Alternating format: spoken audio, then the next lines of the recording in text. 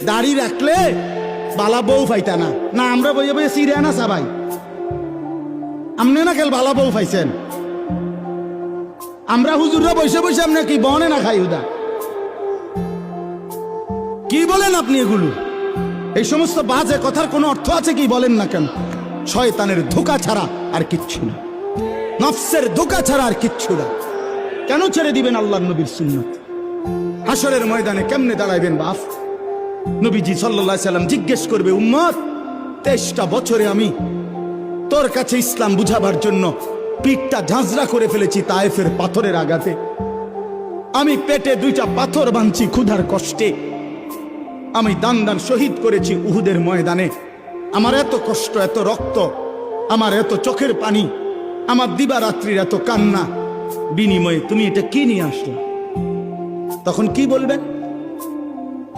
বলবেন বাবা